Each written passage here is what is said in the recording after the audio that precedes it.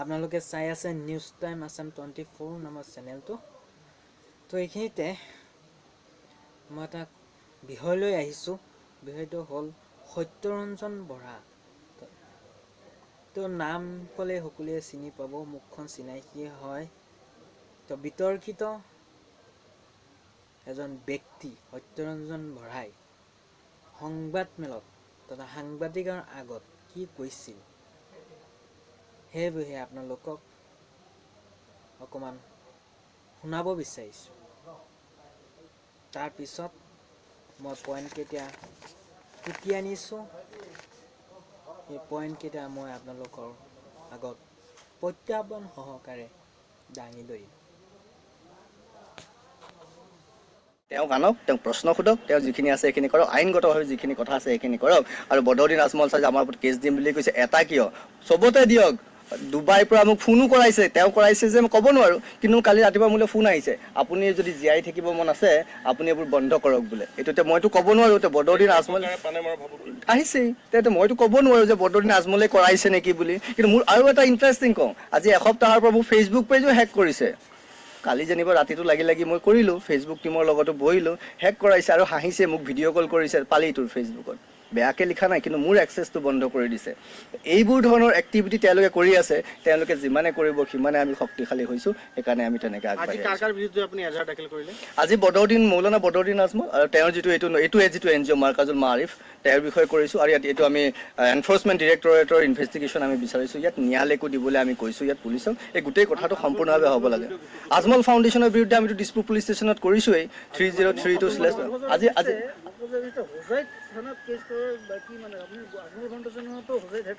হয়।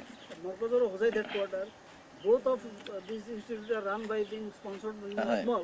Why you have filed this case in case Morcos in Hojai in lieu of Guwahati? মানে মই ভাবিলোঁ এইটো কথা চাওক, যে কাৰণটো হ'ল যে হোজাইখনত সোমোৱাৰ লগে লগে মৰকজ গোন্ধায়, আৰু এই গোন্ধটোৰ পৰা বৰ অশান্তি লাগে। সেইকাৰণে যিহেতু গোন্ধটো ইয়াত আছে, দুৰ্গন্ধটো চাফা কৰিবলৈ নলাটোততো নামিব লাগিব নহয়। তো মই নলাটোত নামিছোঁ। এই অপসংস্কাৰ লেতেৰাবোৰ চাফা কৰিবলৈ আমি যেনেকৈ পদুম ছিঙিবলৈ বোকাত নামিব লগা হয়, এই সংস্কাৰ কৰিবলৈ সমাজখনত পদুম পাহি উলিয়াই আনিবলৈ আমি বোকাত নামিছোঁ। এই বোকাৰ পৰাই কীটাণুবোৰ উলিয়াই পেলাব লাগিব, তেতিয়াহে ভালকৈ হ'ব। তেতিয়াহে আমি সেই পদুম পাহি তুলি নি পেলাই মন্দিৰত মা দুৰ্গা মা কালী চৰণত দিব পাৰিম। সেইকাৰণে ইয়ালৈ আহিছোঁ। আৰু এইখন মোৰ গৃহভূমি নহয়, মোৰ গৃহভূমিৰ পৰা মোকেই কোনোবাই ধমকি দিব আৰু মই মনে মনে থাকিম, ইয়ালৈ নাহি নকৰিম। সেইটোতে মোৰ প্ৰত্যাহ্বান জনাইছে, মোৰ ঘৰ তাতেই। আৰু মই ইয়াৰ পৰাই আপোনাক প্ৰত্যাহ্বান জনাইছোঁ, আপুনি কেতিয়াৰ পৰা নাজানো, মোৰ জন্ম, মোৰ DNA পৰ্যন্ত এই মাটি বায়ুত, আপোনাৰ DNAটো ক'তটো সন্দেহ আছে। নিশ্চয় চালে, তেখেতে কি ক'লে সেয়া শুনিলে। তো এতিয়া মই ক'ব ওলাইছোঁ তেওঁৰ পইণ্ট, 1 নম্বৰ পইণ্ট হয়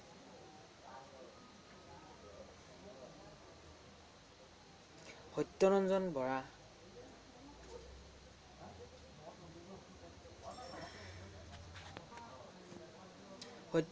বৰা হোজাইলৈ গৈছিল, আৰু হোজাইলৈ গৈ বদৰুদ্দিন আজমলৰ বিৰুদ্ধে এখন FIR ৰুজু কৰিছে, গোচৰ ৰুজু কৰিছে। আৰু তেখেতে উল্লেখ কৰিছে যে এতিয়া তেখেতৰ ঘৰত আহি সোমাইছোহি, এনেকুৱা সাহস আছে বুকুত। তো আজিৰ পৰা তেনেকুৱা বন্দামি কৰা বন্ধ কৰক বদৰুদ্দিন আজমলে। কিনো বন্দামি কৰি আছে বদৰুদ্দিন আজমলে? এটা তেনেকুৱা বন্দামি কৰা বা দুৰ্নীতি কৰা বা অনৈতিক কিবা এটা কাম দেখুৱাই দিব পাৰিবনে আপুনি? আপোনাক মুকলি প্ৰত্যাহ্বান। নানান অভিযোগ উত্থাপন কৰি লাভ নাই। নিচিনা ইভেন 911 এইটো সাংঘাতিক 54 কৰোৰ আমাৰ মাৰ্কাজুল মাৰিফে যে পাইছে, সেইটো যিটোৰ পৰা পাইছে 9/11 টেৰৰ এটেকৰ লগত জড়িত থকা টেৰৰিষ্টকো ফাণ্ডিং কৰা অৰ্গেনাইজেশ্যনৰ পৰা, কিবা ছ'চিয়েল ৰিফৰ্ম ছ'চাইটি বুলি তাৰ পৰাও ফাণ্ড আহিছে মাৰ্কাজুল আৰিফলৈ এলাৰই জনোৱা মতে। কিমান ভয়ানক হ'ব পাৰে? সন্ত্ৰাসবাদী কোনে পঢ়ি ৰাখিছে? বিভাগটো সম্পূৰ্ণ জ্ঞাত। টকাখিনি আহে কাৰ জৰিয়তে? টকাখিনি তেওঁলোকৰ ফাণ্ডত আহে মই ক'লো নহয় লাইচেঞ্চখন পোৱাৰ পিছত আপোনাৰ একাউণ্ট এটা থাকিব একাউণ্টলৈ আহিব এতিয়া গভৰ্ণমেণ্টে মনিটৰ যেতিয়া কৰিব ফাণ্ডিং হোৱাৰ আগতে গৃহ বিভাগে চালি জাৰি চোৱাৰ পিছতে আপোনাৰ চাওক সেইটো আপোনাৰ শুদ্ধ কথা নহয় আমি কিছু কথা জানি লোৱাটো উচিত কৈছো নহয় ট্ৰেড লাইচেঞ্চ এখন বনালে লাইচেঞ্চ দিলে তাৰ কাৰণে আপোনাৰ এটা একাউণ্ট বেলেগকৈ থাকে সেইটো আৰু মিউনিচিপালিটিয়ে চাই নাথাকে নহয় আপোনাৰ একাউণ্টত ক'ৰ পৰা পইচা আছে যেতিয়া আহিব এক ছেকেণ্ড মই কৈ আছোঁ শুনক যেতিয়া আহিব এটা মনিটৰিং ছিষ্টেম আছে আৰু এটা অবজাৰ্ভেশ্যন কিছুমান থাকে আৰু সেই মনিটৰিং আৰু অবজাৰ্ভেশ্যন গভৰ্ণমেণ্ট অফ ইণ্ডিয়াই কৰিছে কাৰণে আজি এই কথাবোৰ পোহৰলৈ আহিছে নহ'লে হোম ডিপাৰ্টমেণ্ট ফাইনেন্স ডিপাৰ্টমেণ্টৰ কোনো ইনফৰ্মেশ্যন নথকাকৈ আজি আমি এই কথাখিনি ক'ব পাৰোঁ নেকি কোনোবা এলাৰ নামৰ অৰ্গেনাইজেশ্যনে কথাখিনি ক'ব পাৰে নেকি প্ৰত্যেকটো বস্তু এটা প্ৰচেছ আছে যেনেকৈ এই তৰা দেখিবলৈ আমি দিনটো ৰ'ব লাগিব নহয় সন্ধ্যা হোৱালৈকে তেনেকৈ কথাবোৰ ওলাবলৈও কিছুমান সময় আমি ৰ'ব লাগিব সেইকাৰণে কথাবোৰ আহিছোঁ সেইটো ডিটেইলছ আমি দিছোঁ আমি জনাইছোঁ আৰক্ষীক জনাইছোঁ আৰু প্ৰয়োজন হ'লে আপোনালোককো সময়ত জনাই দিম কেতিয়াৰ পৰা আহি আছে গোটেই তথ্যখিনি আমাৰ হাতত আছে যিখিনি এলাৰে ৰাজহুৱা কৰিছেতো কৰিছেই তাৰোপৰি বহু কিছু তথ্য আমাৰ হাতত আছে যিখিনি আমি ৰাজহুৱা কৰিব নোৱাৰোঁ কিন্তু ইনভেষ্টিগেশ্যনৰ কাৰণে আৰক্ষীক প্ৰয়োজন হ'ব সেইকাৰণে দিছোঁ এটা কথা কৈছোঁ আজি হোজাইত দিয়াৰ কাৰণ এইটোৱেই তেওঁক এইটো সকীয়াই দিছোঁ হোজাইক আপোনাৰ মোৰ সত্যৰঞ্জন বৰাৰ জন্মভূমি যাক আপুনি এজন ইমান ডাঙৰ মানুহ হৈ কালি সাংবাদিকৰ আগত সামাজিকভাৱে মোক এটা শব্দ ব্যৱহাৰ কৰিছিলে আপোনাৰ সেইখিনি কাণ্ড জ্ঞানো নাই সেইকাৰণে মই আপোনাক প্ৰমাণ কৰি দিলোঁ সত্যৰঞ্জন বৰাক যিকোনো এজন তথাকথিত আন্দোলনকাৰী নহয় সত্যৰঞ্জন বৰা এই হোজাইৰ মাটি পানীৰে গঠিত এজন অসমীয়া হিন্দু যুৱকৰ গাত যেতিয়া হিন্দু চেতনা জাগ্ৰত হয় তেতিয়া বদৰুদ্দিন আজমলৰ নিচিনা এনেকুৱা মানুহবোৰৰ ঘৰত সোমাই এই ধৰণে হুংকাৰ দিব পৰা শক্তি আমাৰ আছে আমি ৰাখিছোঁ আপুনি শুদ্ধ হওক আপুনি এই যে সন্ত্ৰাসবাদী যি কাৰ্যকলাপ ইয়াত বিয়পাই আছে সেইবোৰ বন্ধ কৰক যদি প্ৰমাণিত হয় তাৰ উচিত শাস্তিও দিব সেইখিনি আৰক্ষী প্ৰশাসনে কৰিব তাৰ কাৰণে আমি কৈছোঁ যে আমি আছোঁ অসমত অন্ততঃ ভাৰতৰ কথাটো ক'ব নোৱাৰোঁ অসমত অন্ততঃ যে এতিয়া তেখেতৰ ঘৰত আহি সোমাইছোহি এনেকুৱা সাহস আছে বুকুত তো আজিৰ পৰা তেনেকুৱা বন্দামি কৰা বন্ধ কৰক বদৰুদ্দিন আজমলে কিনো বন্দামি কৰি আছে বদৰুদ্দিন আজমলে এটা তেনেকুৱা বন্দামি কৰা বা দুৰ্নীতি কৰা বা অনৈতিক কিবা এটা কাম দেখুৱাই দিব পাৰিবনে আপুনি আপোনাক মুকলি প্ৰত্যাহ্বান নানান অভিযোগ উত্থাপন কৰি লাভ নাই প্ৰমাণ নাথাকিলে একো নাই নথি লাগিব ডাটাবেছ হ'ব লাগিব কথাখিনি তাৰপিছত 2 নম্বৰ পইণ্টলৈ আহিছোঁ 2 নম্বৰ পইণ্ট হ'ল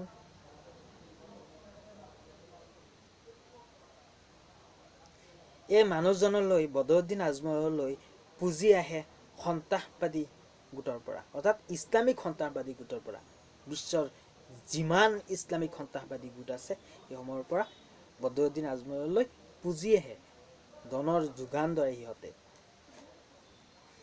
সেই ধন হস্পিটাল শিক্ষানুষ্ঠান মাদ্ৰাছা মাৰ্কাজুল মাৰুফ আদিত খৰচ কৰে বুলি অভিযোগ উত্থাপন কৰিছে FCR চাৰ্টিফিকেটৰ জৰিয়তে মানুহে ট্ৰেড লাইচেঞ্চ উলিয়াই এই ট্ৰেড লাইচেঞ্চ উলিওৱাৰ পিছত যদি ইচ্ছা কৰে সেয়া সঠিকভাৱে ব্যৱহাৰ কৰিব পাৰিব তথা নেগেটিভলিও ব্যৱহাৰ কৰিব পাৰিব কিন্তু বদৰুদ্দিন আজমলে FCRৰ পৰা যি ট্ৰেড লাইচেঞ্চ লাভ কৰিছে সেয়া কমপ্লিট তেনেই 2 নম্বৰী লাইনত ব্যৱহাৰ কৰি আছে বুলি অভিযোগ কৰিছে আপুনি এটা প্ৰমাণ দিয়ক FCRটো এনেই বহি থকা নাই কমিটিখন চৰকাৰে এনেই পাতি দিয়া নাইতো কমিটি তো কমিটিৰ মানুহে যদি আঙুলি টুৱাব নোৱাৰে তাতে আপুনি কোন অসমততো লাখ লাখ হেজাৰ হেজাৰ উচ্চ শিক্ষিত মানুহ আছে তাৰ মাজত আপুনি কোন আপুনি জানেনে বদৰুদ্দিন আজমল কোন হয় কেনেকুৱা এজন ব্যক্তি হয় অকল দাড়ি টুপি দেখিছে বুলিয়ে ভাবি লৈছে নেকি যে তেনেকুৱা লেচা পেচা মানুহ হয় নহয়, তেনেকুৱা লেচা পেচা মানুহ। আৰু এটা পইণ্টত আপুনি উল্লেখ কৰিছে,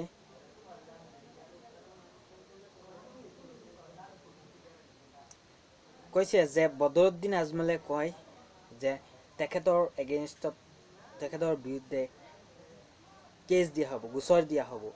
এতিয়া সত্যৰঞ্জন বৰাই এই সাংবাদিকৰ মেলত কয় যে মই তেখেতৰ ঘৰত গৈ পেলাই কেছ দি থৈ আহিছোঁ। হয়, দিব পাৰিব, গণতান্ত্ৰিক ৰাষ্ট্ৰ হয়, য'তে ত'তে কেছ দিব পাৰিব, তাত ক'বলগীয়া কি আছে? বুকু ফুলাই কোৱাৰ কোনো হেৰিয়েই নাই।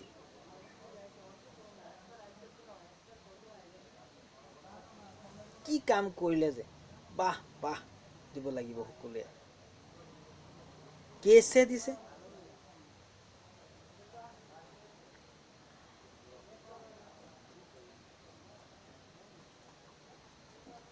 সত্যৰঞ্জন বৰা আপুনি কৈ আছে ভাৰত তথা অসমত ইছলামিক সন্ত্ৰাসবাদ আছে, খুপুনি পুতি আছে তথা যোগাযোগ আছে ভাৰতৰ মানুহৰ লগত, অসমৰ মানুহৰ লগত। কি প্ৰমাণ আছে? প্ৰমাণ নোহোৱাকৈ আজিকালিতো একোৱেই নহয়। বকি থাকিলে হ'ব নেকি? আমিতো জীৱ জন্তু নহয়, মানুহ, সৰ্বশ্ৰেষ্ঠ মানুহ হওঁ। আমাৰ এইটো আছে, তো প্ৰমাণ নোহোৱাকৈ ইটো সিটো কৈ একো লাভ নাই। সস্তীয়া জনপ্ৰিয়তা অৰ্জন সিমান সহজ নহয়, আজিকালি সিমান সহজ নহয়, আগতে হৈছিলে। আপুনি যি ভাবিছে বিজেপিৰ এজেণ্ট হৈ পেলাই, RSSৰ এজেণ্ট হৈ পেলাই, নহ'ব ইয়াৰ।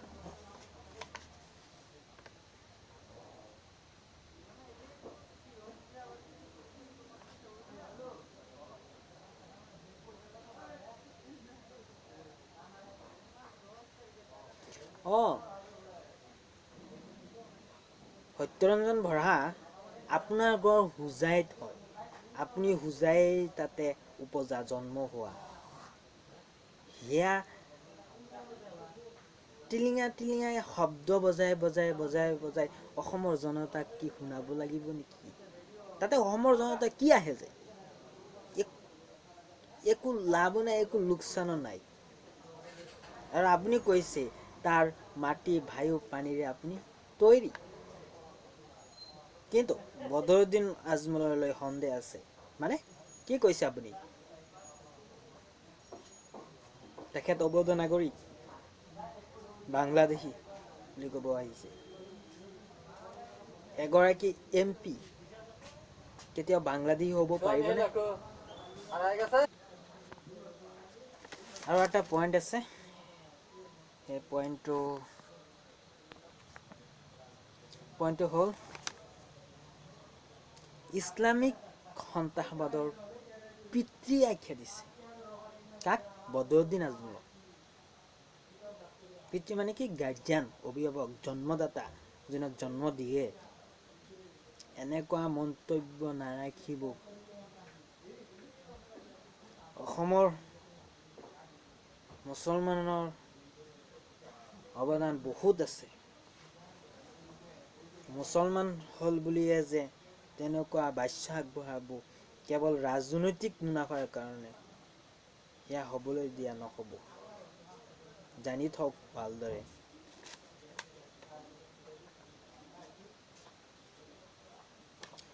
আৰু এটা পইণ্ট হ'ল,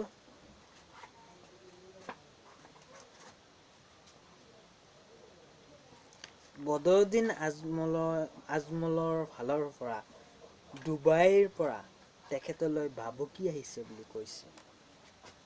তো ভাবুকি নাহিব কিয়? ভাবুকি আহিবনে নাই? এনেকুৱা মন্তব্য কৰিলে সংবিধান বিৰোধী, তাৰপিছত সাম্প্ৰদায়িক এটা ধৰ্মক টাৰ্গেট লক্ষ্য কৰি ল'লে, ডুবাইৰ পৰা কল অহাটো কি তেনেই ডাঙৰ কথা নেকি? আহা নাই, এনেই বকি আছে। যি ক'ব লাগে মানে কৈ দিছে, কোনো একো প্ৰমাণ নাই, প্ৰমাণ নথকাকৈ কৈ দিছে।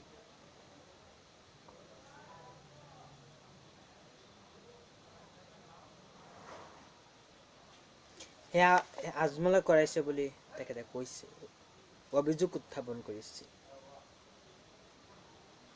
আজমল যদি তেনেই এক আন্তৰ্জাতিক কৰ্তৃত্ব থকা, অথৰিটি থকা ব্যক্তি হয় বা পাৱাৰ থকা ব্যক্তি হয়, তো এনেকুৱা মানুহক এনেকে অপমান কৰিব লাগেনে? ই আমাৰ অসমৰ সম্পদ হয়, তেখেত আমাৰ অসমৰ মানৱ সম্পদ। যদি সঁচাই কৰিব পাৰিছে, আৰু লগতে কৈছে আপোনাৰ ফেচবুক একাউণ্টো হেক কৰি দিছে, যদি সঁচাই কৰি দিব পাৰিছে তেন্তে হাত দীঘল মানুহজনৰ। অসমতে বহি থকা নাই তেখেত, আন্তৰ্জাতিক মহলে তেখেতক চিনি পায়, সেয়া সঁচা। আপুনি অস্বীকাৰ কৰিলেও, আপুনি বেলেগ চাইডে ক'লেও কিন্তু সেয়া সঁচা হয়।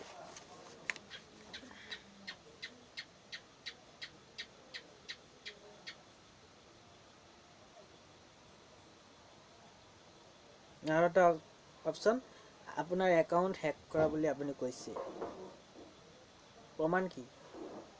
তথ্য সহকাৰে দেখুৱাব পাৰিবনে যে আপোনাৰ একাউণ্টটো হেক কৰি দিছে অকল বদৰুদ্দিন আজমলে? বদৰুদ্দিন আজমল কি ফেচবুক কৰ্তৃপক্ষ নেকি? বদৰুদ্দিন আজমলৰ কথা মতে ফেচবুক কৰ্তৃপক্ষই উঠা বহা কৰিব? তথ্যবিহীন, অবাস্তৱ, কাল্পনীয়, অদ্ভুত কথা লৈ নাহিব আৰু ৰাজনীতি নকৰিব।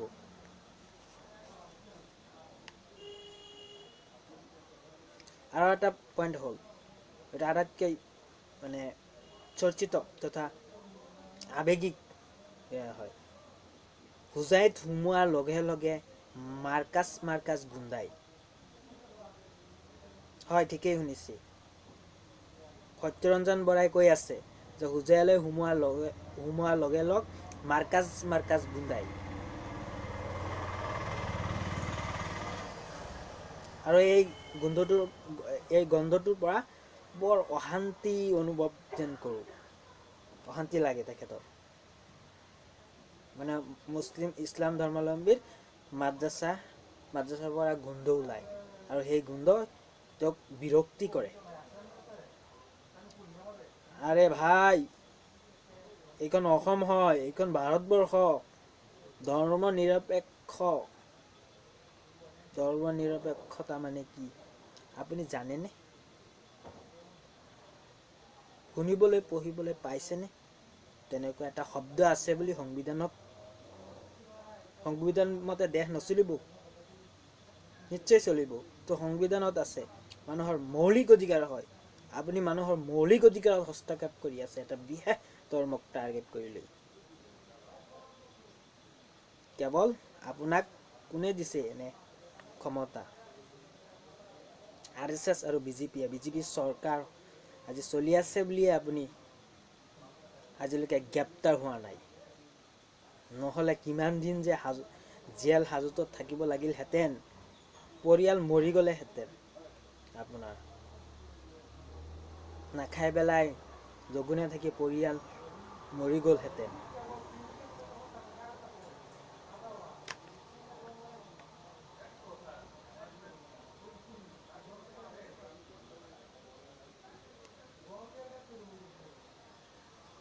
আৰু দুৰ্গন্ধটো চাফা কৰিবলৈ গৈ সেই নালাটোত নামিব লাগিব, সংস্কাৰ কৰিব লাগিব। বোকাত আছোঁ আমি, মানে সেই তেখেত হোজাইত আছে, বোকাত আছে, সংস্কাৰ কৰিব লাগিব। হয় ভাই, ঠিকেই আছে, আপুনি সংস্কাৰ কৰিব, সংস্কাৰ কৰা ঠিকেই আছে, কিন্তু কি সংস্কাৰ কৰিব? কোন দিশত সংস্কাৰ কৰিব? আপুনি মুছলিম চাফাই সংস্কাৰ কৰিব নেকি? তেনেকুৱা সংস্কাৰক তীব্ৰ ভাষাৰে গৰিহণা দিছোঁ আৰু আপোনাক প্ৰত্যাহ্বান জনাইছোঁ। আপুনি এজন গোড়ামী হিন্দুত্ববাদী এজন লোক হয়, উগ্ৰ হিন্দুত্ববাদী লোক হয়।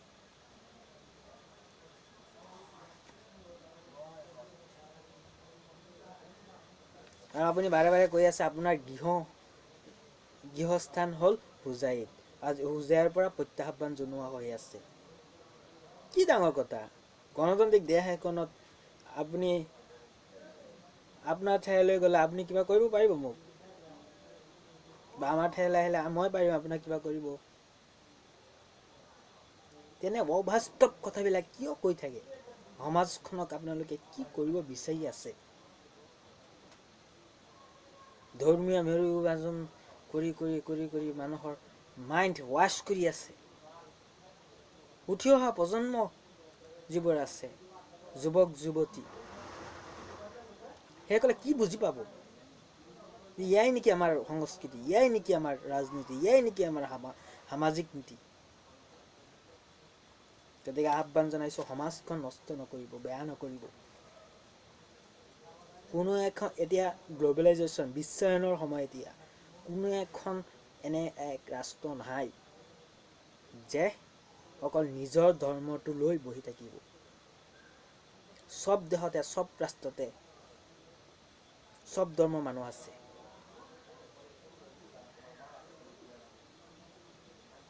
এতিয়া গোলকীকৰণ চলি আছে বিশ্বায়নৰ জয়যাত্ৰা তো এনেকুৱা সময়ত ধৰ্মীয় মেৰু বিভাজন সৃষ্টি নকৰিব ৰাজহুৱাভাৱে আপোনাৰ মনত কি আছে বেলেগ ধৰ্মক ইগনোৰ কৰে আপোনাৰ মনৰ ভিতৰতে ৰাখিব আৰু 10 জনক আপুনি বিৰক্তি নিদিব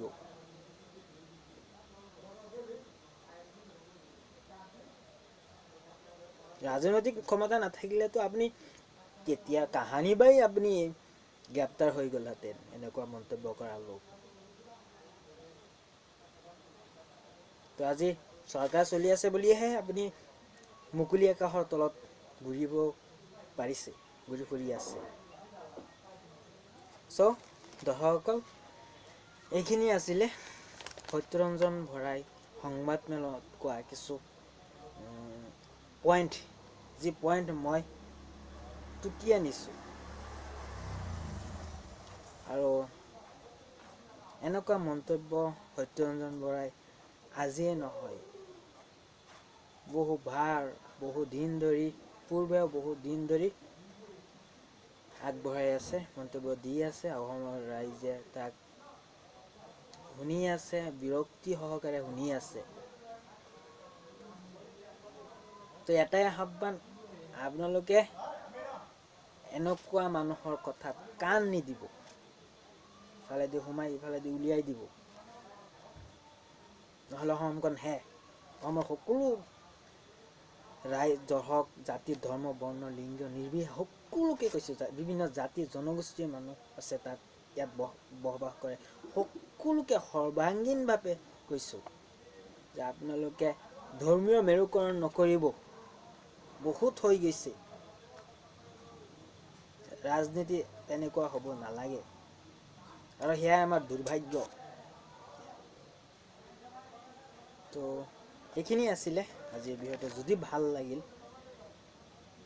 যদি আপোনালোকৰ মনৰ লগত মিলিছে কথাখিনি বা ভাল পাইছে তেন্তে ভিডিঅ'টো লাইক কৰিব ছাবস্ক্ৰাইব কৰিব শ্বেয়াৰ কৰিব আৰু কমেণ্ট কৰি আপোনালোকৰ মতামত জনাব পাৰিব